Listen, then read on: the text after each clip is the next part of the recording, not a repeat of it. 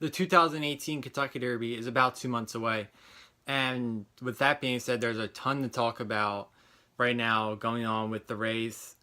A lot to look back on that has happened, and a lot to look forward to. And so I've got a lot to talk about, so I'm going to get right into it.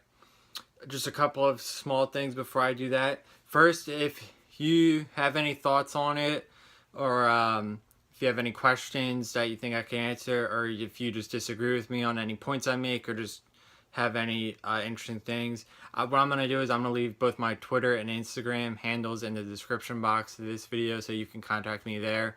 Or probably the best way would be just to leave a comment on the video. So you can do either of those. So with that said, I'm going to get right into it. And before we talk about the races that have gone on, one thing I do want to bring up and discuss is the point system, which is used for horses to qualify into the Derby, which is so important because even if there's a horse that is extremely talented, if for some reason he doesn't have those points to get into the Derby, he can't participate. And so it's important for these horses to run, win races, or finish in the top four and earn these points towards their qualification. I wanted to look back at last year's Derby, actually the 2017 version, won by Always Dreaming, and not look at the race itself, but just look at the points earned by the horses and how many points were needed to qualify for the race. Because doing that will give us an idea of this year and how horses are doing in terms of their qualification and campaign. So if we look, the highest earner in terms of points heading into last year's Derby had 150 points. So that was on the high end. On the low end, in terms of the horses that got into the Derby, and this is a little inexact because of the fact that there were scratches, and then also there's horses that maybe have the points but don't participate. So then there's horses that are under the top 20 that still get in. But anyway, from what I looked at, the horse that had the lowest points but ran in the Derby had 30 points. So that 30 points, maybe you could say, is kind of a magic number to get into the Derby. So with that being said, let's look at these races that have gone on and are coming up. And then because as we get closer to the Derby, the points for the winner and the top four finishers goes up. The Fountain of Youth, as maybe you heard and watched, happened this past weekend on Saturday. And going into the race, the headline was Good Magic, who was the Breeders' Cup Juvenile winner. And he was in this race as the heavy favorite. And he did not win. He finished third. A little bit of a disappointing third. The winner was Promises Fulfilled, trained by Dale Romans. So nice win by him. And in second was Strike Power, trained by Mark Hennig. So well done to both of those two horses. And Good Magic finished third. I'm going to talk about Good Magic, but I will say, congratulations to Promises Fulfilled. That's a nice win for him and his trainer, Dale Romans. And with those 50 points, he's basically in the Derby if, his team wants him to be.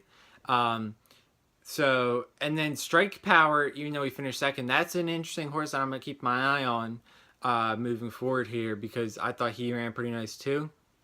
Before I get to Good Magic, and if you didn't watch the race live, you can go watch the replay. It was an interesting race. I wasn't in love with the race because just how it played out. I wasn't blown away by any of the horses here, but that doesn't mean that it wasn't a good performance by the horses that did well. In terms of Good Magic, I want to discuss him because, as I mentioned, he was of course the juvenile winner, and then he was the heavy favorite going into this race. And not just for this race, he was arguably the top contender going into the Derby, maybe, top three at worst. But this, for me personally, I was a little bit disappointed watching this race in Good Magic because I liked him so much. With that being said, I don't want to just focus on the negative with him because there are some, I don't want to say positives to take out of it, but there are some signs that maybe he's still in contention to be a major player when it comes to the Derby. The first thing is that he was never like totally off the pace, or it's not like he just got blown away in this race. He was always in right out of the gate, kind of on the pace. He was never in the lead, but he was never too far off of it. The problem is he just never had a major kick. He never, at no point in the race did he ever turn it on. And I don't want to say he was never a threat to win, because he was so close to the lead. And if he did have a quick move, I think he could have won, but he just didn't. So that's why I'm saying, I'm not forgetting about Good Magic by any stretch. And maybe I'm a little biased because I did like him going in. So maybe, if I didn't like him going in, or if someone else didn't like him going in, maybe they're reinforcing that opinion. But if you did like him going in, you'll look for the positives. And maybe that's kind of the boat that I'm in. But let me discuss the things why I think you shouldn't forget about Good Magic, and why you shouldn't discount him for the Derby. The first thing is, I still trust in his trainer, Chad Brown. And as I've discussed before, I do think because that Chad Brown has never trained a horse that's won the Derby, I do think he's going to go all in for the Derby in terms of preparing a horse that he thinks has a good shot to win the Derby. That's not to say that he's running out of time. Like he's a young man. He's not.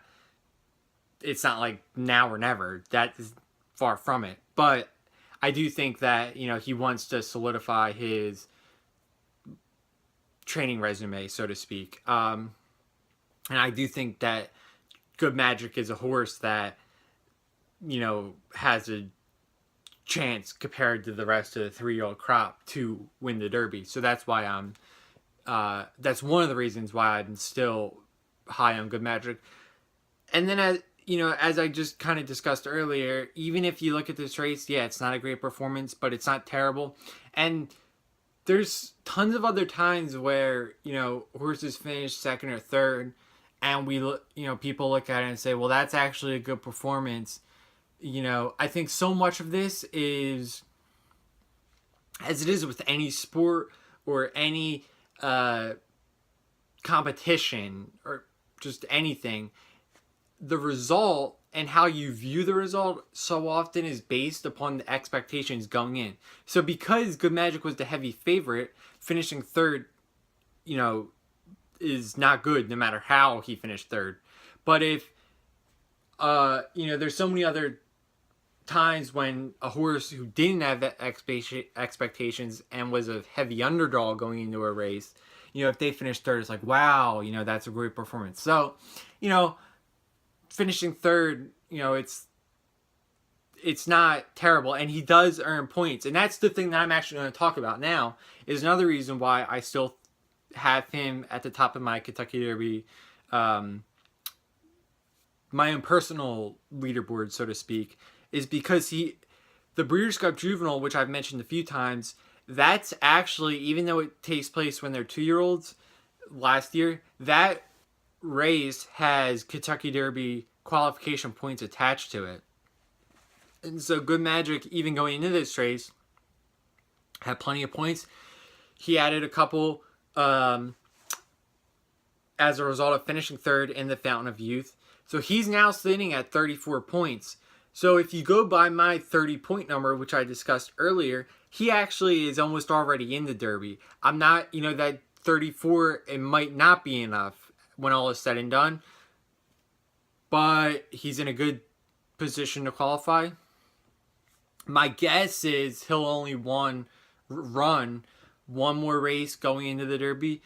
And there was talk both from Chad Brown and then the people, some of the people that I was following, that said that he's pointing towards the Bluegrass, which is held in Lexington. And I think that that's held right either the first or second week of April. So that's about a month from now, and then that will be about a month before the Derby.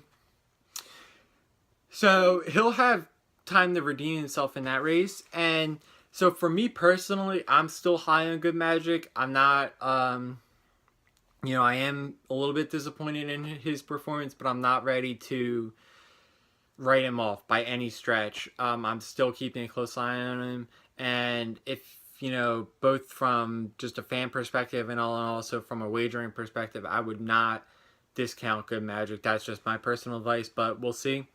It will be interesting if he runs again. It might not be for a little while now, but certainly don't just remove Good Magic from your mind.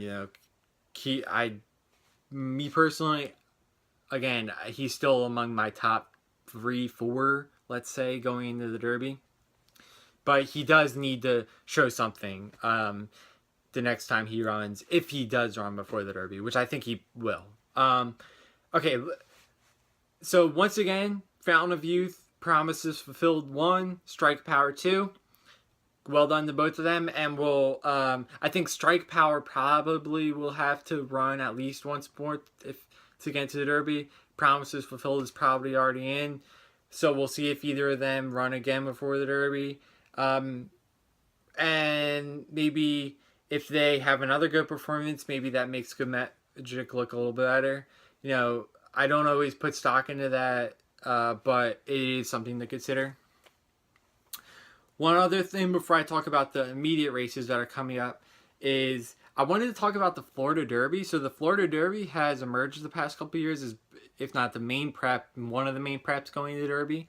And Audible, who is one of my favorite horses right now, he won the, the Holy Bowl, if I remember correct. Yeah, I think it was the Holy Bowl. I should double check that. But anyway, he won it very impressively. And his next race is scheduled to be the Florida Derby. But that's supposed to be his only race before the Derby. And I think that's a good idea. And I think he'll have a good shot to win the Florida Derby. My only concern is the Florida Derby is actually shaping up to be a really good field. Again, it's still time for that to change. But if it is that good a field, it's a little risky if that's Audible's only prep. Because if he doesn't win that, then his point winnings will... I'm not sure it'll be enough for him to get into the Derby because he only has that one other start. So I just wanted to mention that as something to keep an eye on how the Florida Derby field shakes up. And specifically Audible, because I really like Audible. So we'll see. That's not for a couple weeks. Towards I think the last weekend of March, the Florida Derby. Have to double check that. Okay, but there's three prep races coming up this weekend, and there's a couple of really good fields. So there's the Gotham, the San Felipe, and the Tampa Bay Derby. And it's interesting because there's a California race, the San Felipe, one in Florida, one in New York. So geographically it's spread out. The San Felipe will be... Boltoro is scheduled to run in that race, and he was another one who was among the top 2-year-olds last year. Probably was the top 2-year-old last year. And then also in that race is McKinsey, who's one of Bob Baffert's top horses right now, or top 3-year-olds. And then the rest of that field is pretty good too. And then the Tampa Bay Derby and the Gotham are both pretty good fields. Vino Rosso is scheduled to run this weekend, and that's another top Pletcher horse, and he didn't win in his last time out, but he was a horse that a lot of people really like, so that's going to be interesting to see how he runs. And he's... I forget who he's running against, but that's a really interesting field. I'll double check that. But, so that's a horse that a lot of people are keeping an eye out for. So that's just what's been going on. So we had the Fountain of Youth, won by Promises Fulfilled. We have the Good Magic stuff going on. We have the Audible and Florida Derby stuff. And then the 3 big races, and those are all, I believe, 50 points go to the winner. So, wow, this weekend is really, really important. And we're really seeing this puzzle, if you will, come together of the 20 horses that will be in the gate for the Derby. So thanks for watching this video. And there's a lot to look forward to right now. And if you want, and most of these races you can find online if you want to. If you didn't get a chance to watch them live, I know they don't always get the best TV coverage right now. So you can, but you can always go back and find them online. So thanks again for watching, and enjoy the races this coming weekend.